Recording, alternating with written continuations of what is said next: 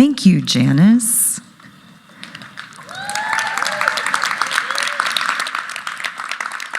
So good, so good. Good evening. We're wrapping up Jonah. I know, crazy, right?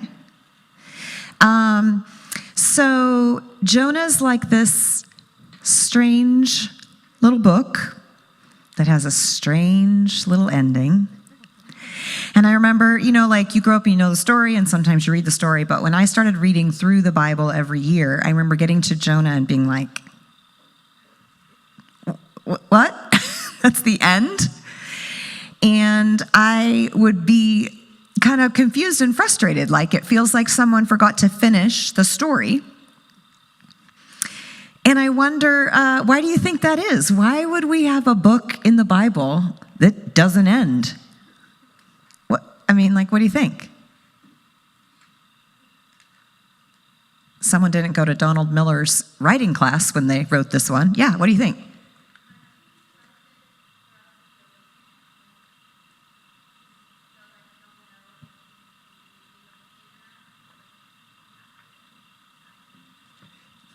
Yeah, we get to decide what happens next. Good. Other thoughts? Why would it be? Yes. We're continuing the story. That this is a story that as long as there are people who do not know God, right? Because he talks about what the people who don't know their right hand from their left, as long as they're out there, it is our job to go and tell them. Yeah. Okay, good. Would you like to teach tonight? Okay, she's ready. Whoa, look at her go. That's good. I think that's good, yes. Can I just offer the simplest explanation? It's just, have you ever written an email and forgot to send it? I think he just got busy and didn't come back and finish the story. He might still be sitting on that hill throwing a tantrum, and he's like, I don't have time to finish. Yep, okay, I like it. Any option is an option. I wonder if once in a while it's good for us not to have an ending. I have yet to receive the bow on my life that's like, done, finish line, sit down and relax. And so I wonder if there's an element of this where Jonah's like us, real life, man. It's kind of like, that's the end of that part. And there's more, but we don't know what it is. I also think, if I'm honest, that God is like, sit in the mystery of no ending. Like you don't get to put this story in a box of beginning, middle, end. Great. We go beginning, middle, I don't know, right? And I think sometimes we need to sit in the mystery of what God's still doing, and we don't have the answers yet. And I appreciate that. I don't like reading stories like that necessarily, but I appreciate that God didn't wrap it up. And Jonah was like, oh, you're right, I'm wrong, now what? Instead, it's like, he's still sitting on a hill. I don't know what he did about that. And we're going to talk a little bit about that tonight, because I think there are some times in our lives where we just don't have a nice ending. And the story is still going on. It's still being told. I'm going to start us, we're in chapter 4 tonight, but I'm going to start us in verse 10 of chapter 3. And it says, when God saw what the Ninevites, right? When God saw what the Ninevites had done and how they put a stop to their evil ways, he changed his mind and did not carry out the destruction he had threatened. So when God saw what happened, he relented.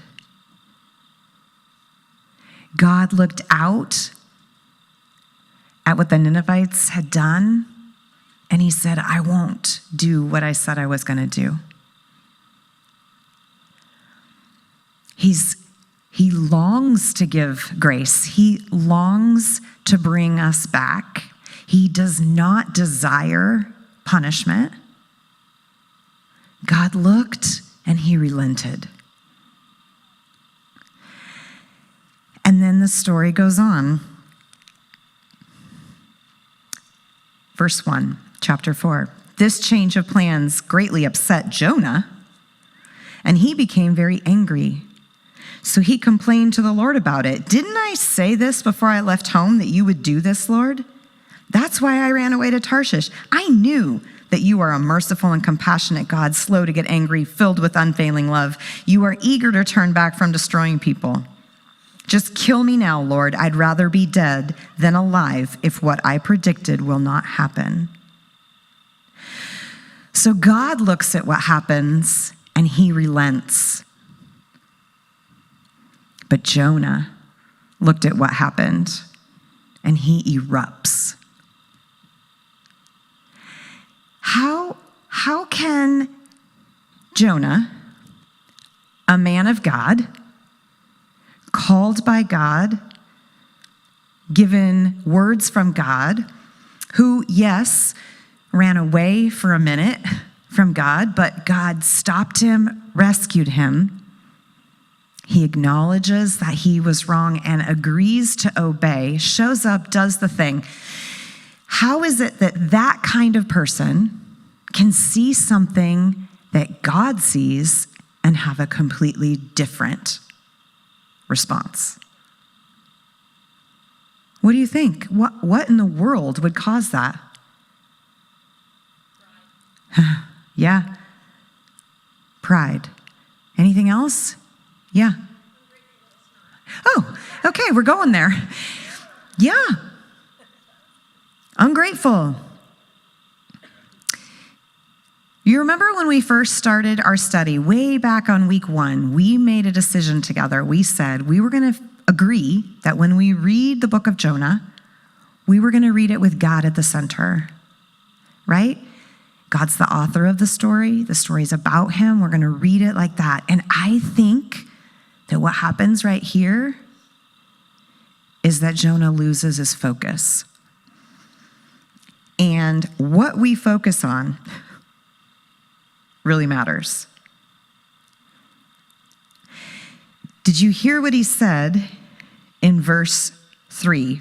Kill me now, Lord. I'd rather be dead than alive if what I predicted will not happen.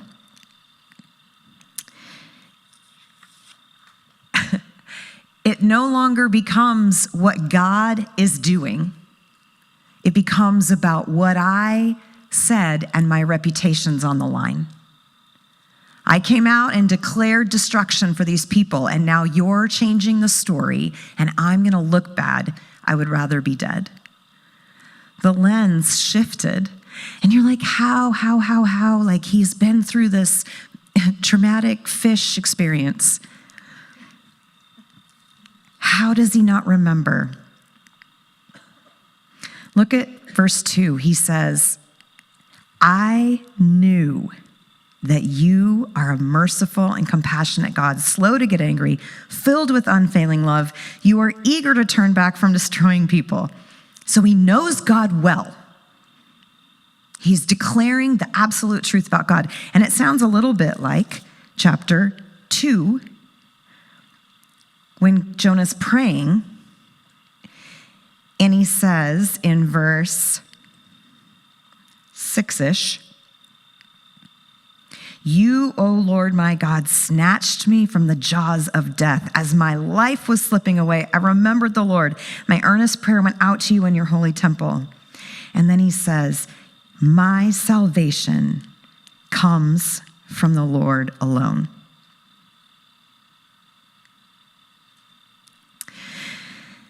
My salvation comes from the Lord alone. He knows exactly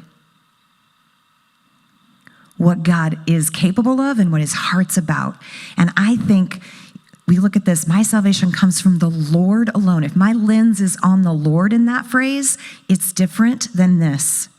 My salvation comes from the Lord alone. Oh, what a difference a lens makes, right? Because now I'm not talking about salvation from the Lord. I'm talking about my salvation. ... Right? I can recognize that my salvation comes from you. I cannot translate that now to someone else's salvation because my focus isn't on the Lord alone. It's on me. And I think Jonah's standing there, or sitting there, mad that God is who he says he is, and it doesn't look right to him based on his interpretation of the story. And God, in his kindness, responds. Verse 4, the Lord replied, "Is it right for you to be angry about this?" And I kind of picture it that way. I don't know, I wasn't there, but I picture the gentleness of the question, right? Like he really wants Jonah to hear the question and be able to think about it. Is it right? Can you picture the ungrateful snot sitting there, and as a parent, you're like, ooh, this is a big reaction. Feels a little overboard. Are you sure it's right to be angry about this? That kind of tender, like, let's think about this. Jonah doesn't respond verbally, but he storms away to sit on a hill. Oh, this is what he does. Jonah went out to the east side of the city and made a shelter to sit under as he waited to see what would happen to the city. I don't think he heard the question. I picture him sitting over there being like, maybe he'll still kill them. I'm going to sit here and wait.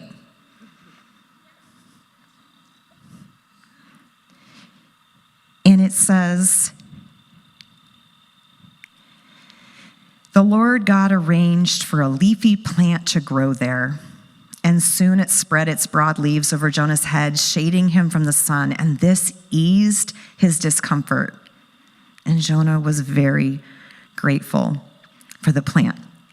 Have you ever been in a place where you're kind of having a emotional discussion with God, and it feels like for a minute he gives you a moment and he gives you some comfort in your discomfort?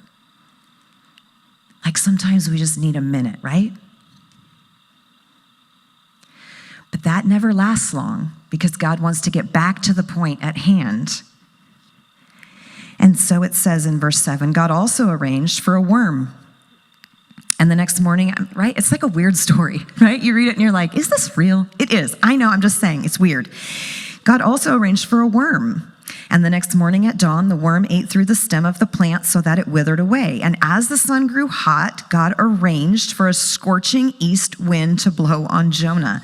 The sun beat down on his head until he grew faint and wished to die.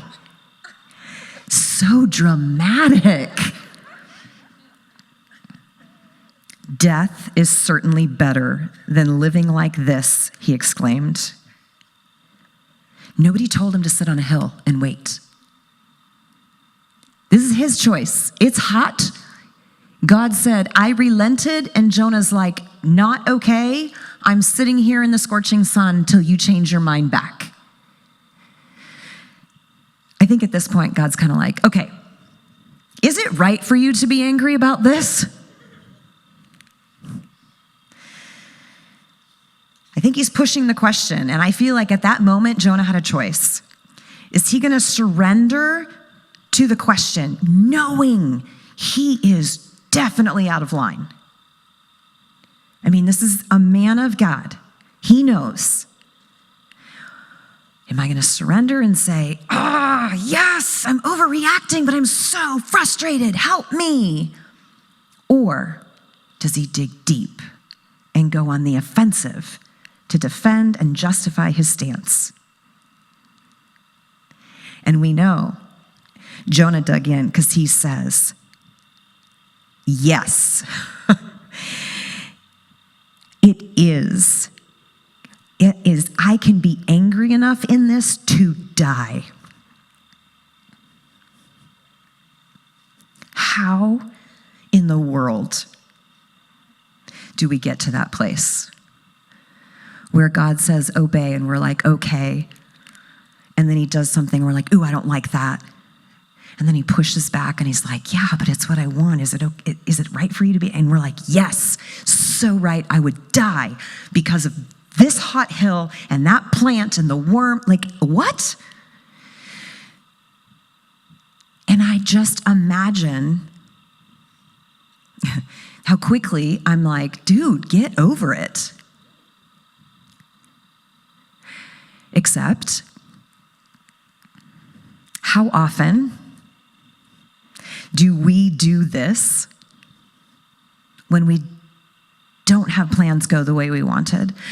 We thought, we planned, we prepared, we prayed, and the plans that we thought would be great plans that God could be part of, he didn't do.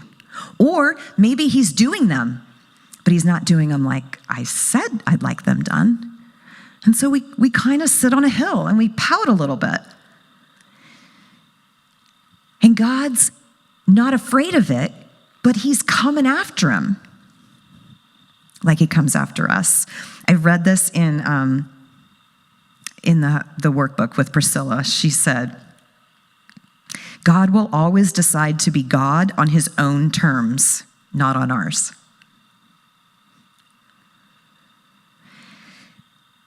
We have visions, hopes, expectations, plans, and they get interrupted because God's doing God's thing, not our thing. And Jonah, his plans are interrupted. It's not what he wanted. He's disappointed and he runs, and then God goes after him and reminds him who he is. Jonah repents and acknowledges and obeys. And God went off script, and Jonah got angry again. I imagine him saying, I obeyed, I did everything you said, and you didn't hold up your end of the deal.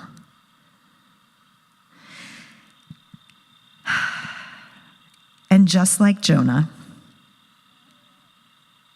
I'm not the main character in this story that I'm living.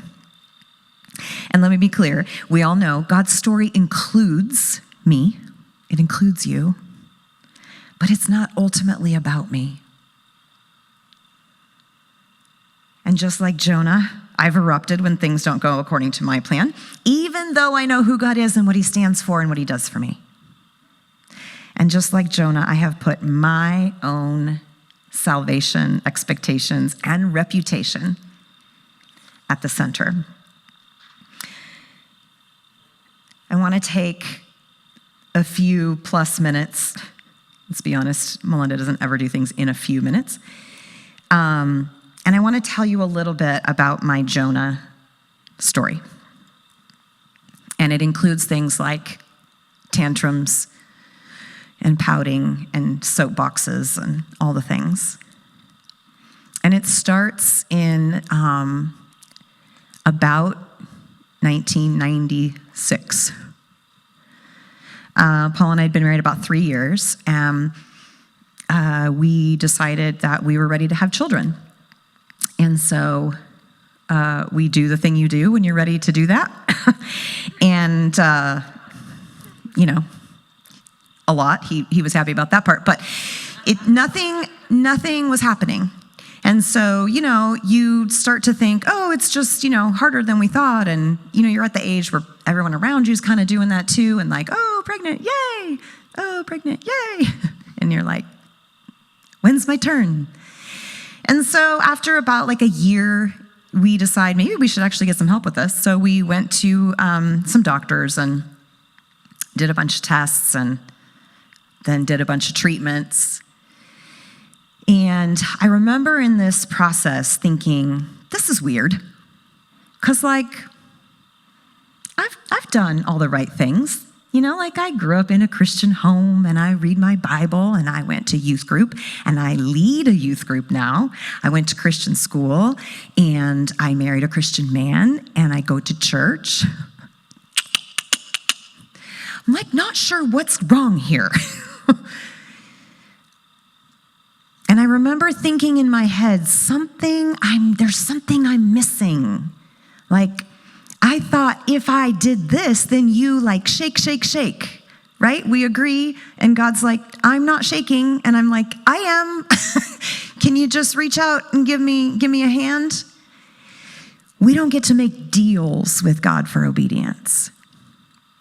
But I think we do it all the time.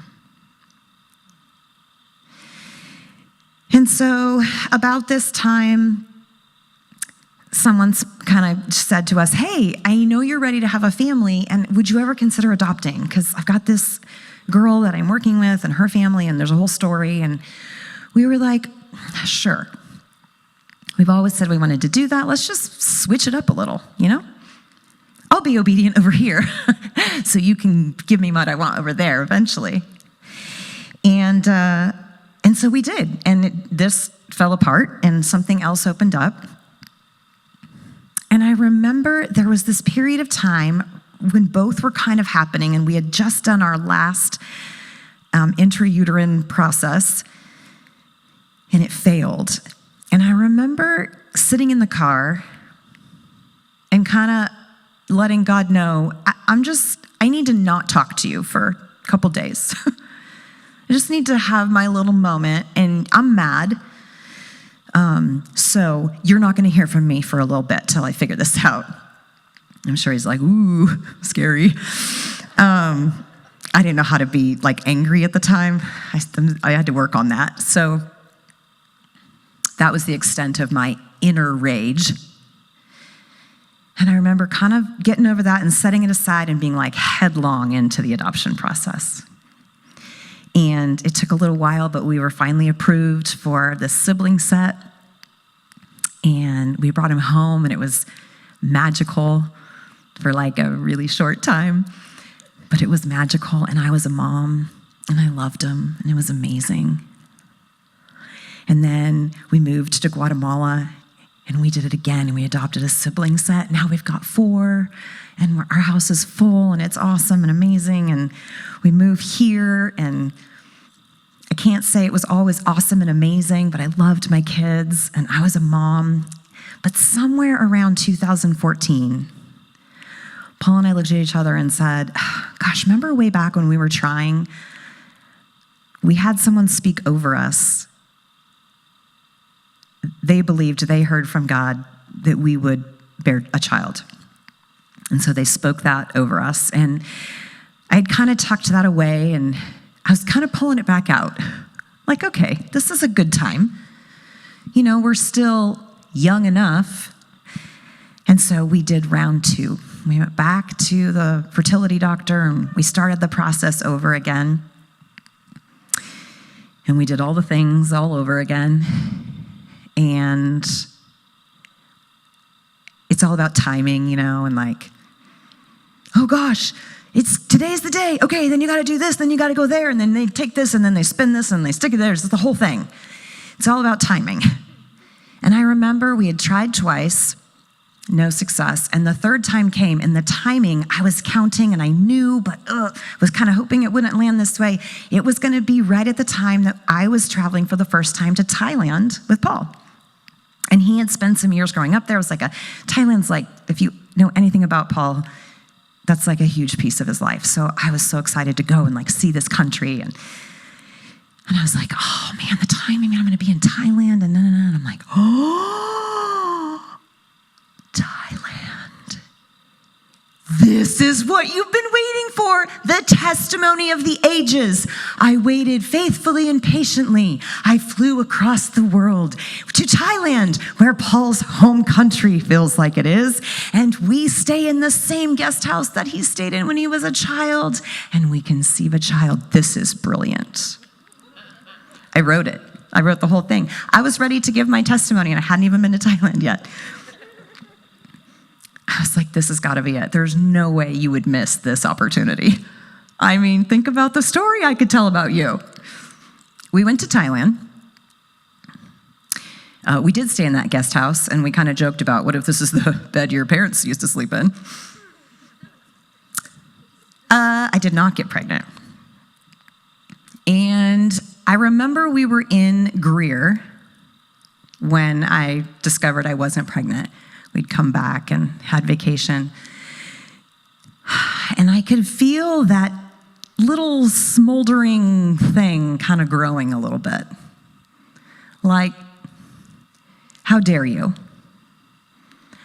How dare you not reward me? And I keep saying this. Can I just tell you why? I meant to mark this earlier because it took me a little minute this morning when I was trying to find it. But Psalm 127 says, children are a gift from the Lord. They are a reward from him. And I remember every time I heard that, I would be like, a reward. So if you don't get it, what does that mean? And I just remember sitting there thinking, you have given me a desire for something and then like denied it. Oh, I was so mad. And that little smolder. And that was, I knew that I was angry, and I knew that my plans were not going according to my plans, and God should show up for this because it felt like it fit, and he didn't. So I couldn't talk to him again for a little while. This time was a little longer because, hang in there, girl. And a couple years went by. I mean, I kind of talked to him, but I was still kind of mad. 2017, March-ish, my sweet Anna calls, Mom, I'm pregnant. And I remember this feeling washed over me like, wow, I'm there for her for a minute, on the phone. Oh man, that's so amazing. And then I was like, what?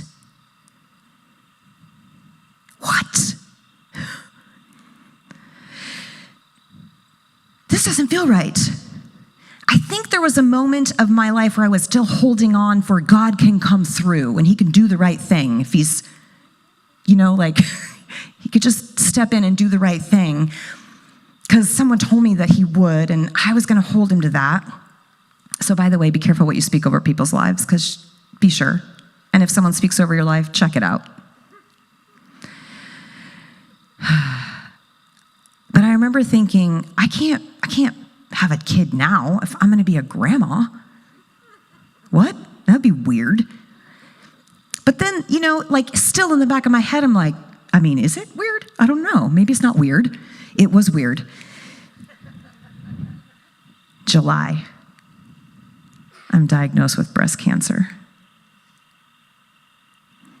I lost parts of this body that never got to be used for what they should have been used for. And I remember that smolder erupted. I'm Jonah. Man, I am on this hill. And I'm like, absolutely, I have a right to be mad at you right now. Don't even ask me. I'm going to sit on this blazing hot hill and suffer. Let me. I was so mad. But I didn't have a lot of time because I had to do chemo treatment. So I stuffed it. And I remember in 2021, I could not, this volcano of emotion was like, bleh.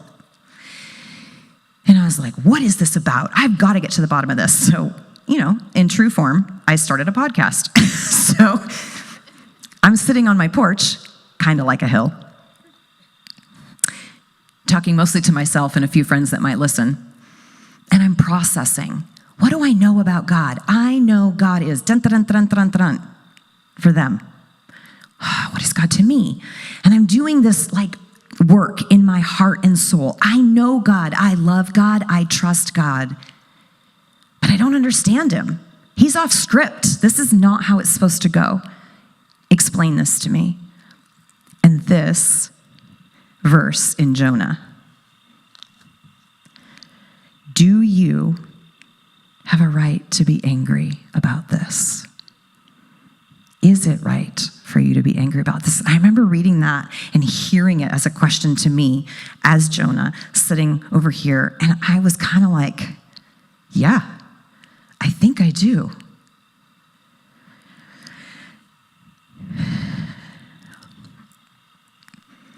And then Psalm 127 came up again. Why didn't I mark it? Here's the thing. Did you know that Psalm 127 starts like this?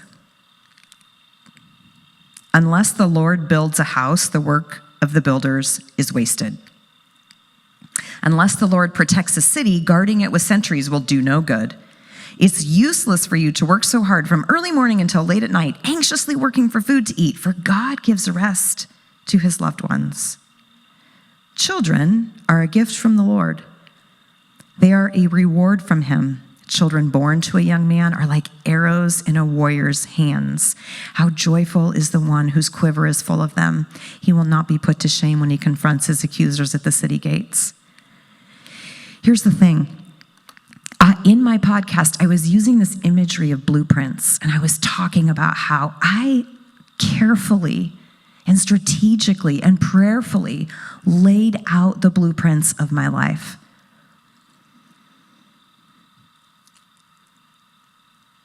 And showed God what I wanted.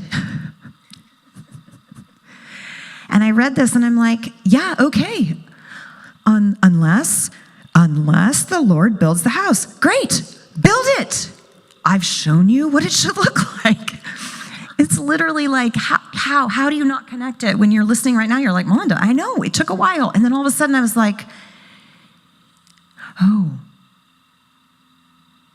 When you build the house, you also get to do the blueprints. There was a piece of that for me that I hadn't thought of. That like I'm trying to build this thing. And then my sweet man, I don't know what to call him. He's not really a mentor. He's just kind of an author, C.S. Lewis. Oh, there it is. I read this from him. Oh, gosh. Imagine yourself as a living house. God comes in to rebuild that house. At first, perhaps you can understand what he is doing. He's getting the drains right, and he's stopping the leaks in the roof, and so on. You knew that those jobs needed doing, and so you're not surprised. But presently, he starts knocking the house about in a way that hurts abominably and does not seem to make sense. What on earth is he up to? The explanation is that he's building quite a different house from the one you thought of. Throwing out a new wing here, putting on an extra floor there, running up towers and making courtyards. And you thought, I just want to be made into a decent little cottage. But he is building a palace. And he intends to come and live in it himself. I remember that moment. It broke me. Where I was like, God, I just wanted a little cottage. That's all I wanted. And he's like, I'm building something different. I'm building something different because your cottage didn't have room for those 4 kids. And I needed room for them. Is it right for you to be angry about this?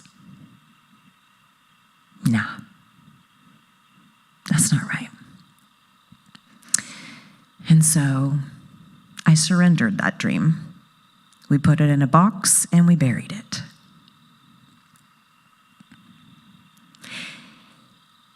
would like to tell you that it wrapped up in a bow. But just like Jonah, the story's never done. Because we don't automatically, when we have this new insight, decide we'll never be self-centered again. So 2022, I'm doing solo time. And, I don't want to be pushy, but could we just talk about it one more time? Because it would really be helpful to me if you told me why I couldn't bear children to go along with the amazing adopted children. And God spoke something to my heart that brought me straight to Job. And I don't mean Job like, you are a righteous person and for no reason I'm punishing you. Not like that. Like the Job who, after so much prodding about there must be something wrong, the reason God did this must be because you sinned, you must have da-da-da, and he just kept saying, I didn't, until he finally was he jumped in on the, God, what are you doing? And I pictured myself on the soapbox like Job. I would rather you did it this way. I would rather this, why that? And God's answer, do you remember? Where were you? Where were you when I laid the foundations? Where were you when I made the plans? Where were you when I did all these things?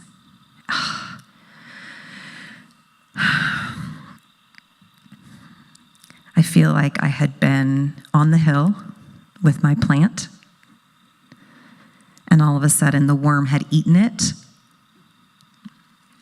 And here I am sitting there again, needing God to justify to me why I'm justified before him.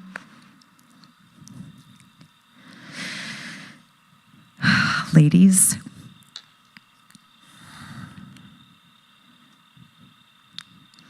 where we put our focus matters. The thing that's in the center of our the lens that we use, will determine how we're able to see what God's doing. Whether we're resisting him or working with him. We've read this before. I have to do it again. Isaiah 55 says, starting in verse 8, my thoughts are nothing like your thoughts, says the Lord. My ways are far beyond anything you could imagine. Just as the heavens are higher than the earth, so my ways are higher than your ways, and my thoughts higher than your thoughts. The rain and snow come down from the heavens and stay on the ground to water the earth.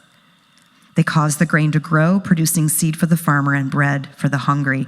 It is the same with my word. I send it out, and it always produces fruit.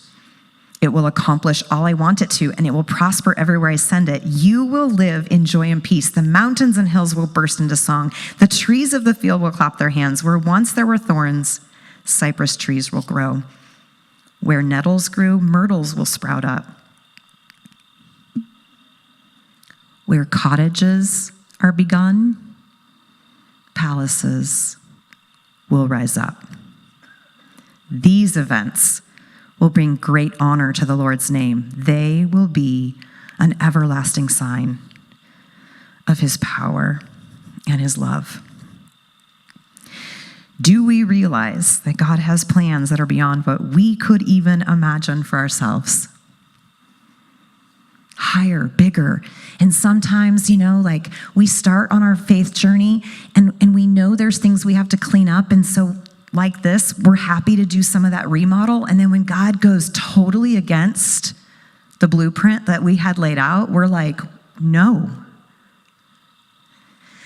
One more little ditty out of C.S. Lewis.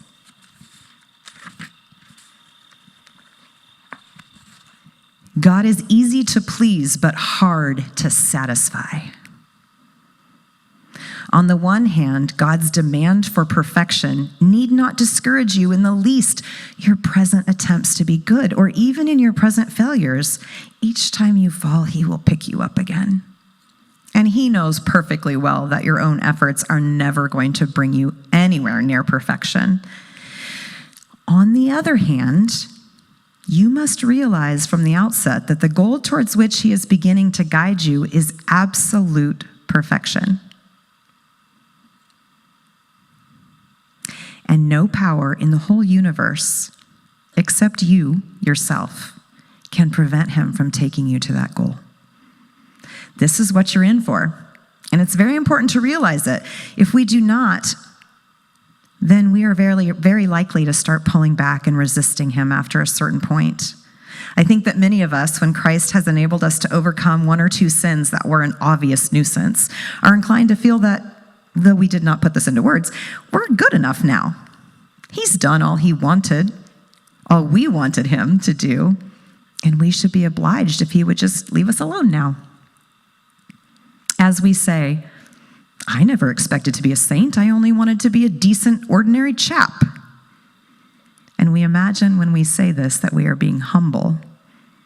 But this is the fatal mistake. Of course, we never wanted and never asked to be made into that sort of creation, the thing he's going to make us into. But the question is not what we intended ourselves to be, but what he intended us to be when he made us. He's the inventor. We're just the machine. He's the painter. And we are the picture.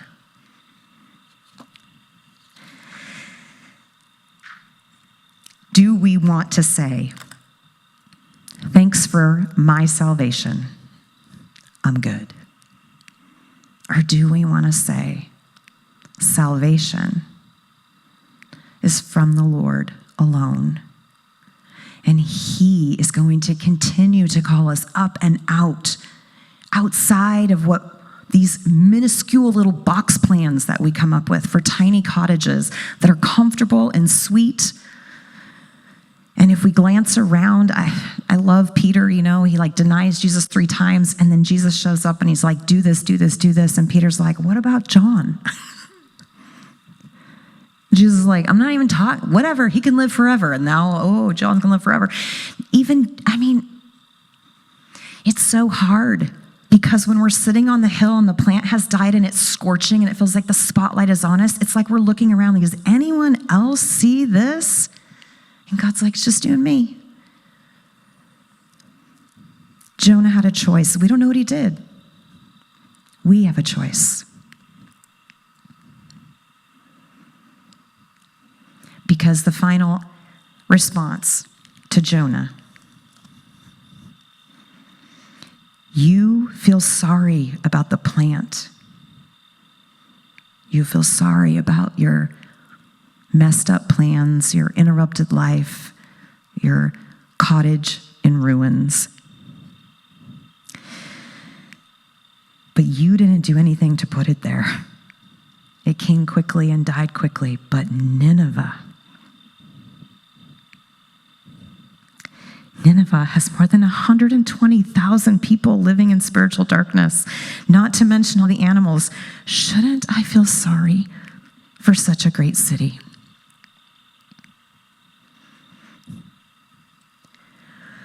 Where is God asking you to make space for something that he's doing for someone else and he can only do it through you? And it might cost you. You may have to give up a dream, a hope, a vision, plans. If I had gotten my cottage,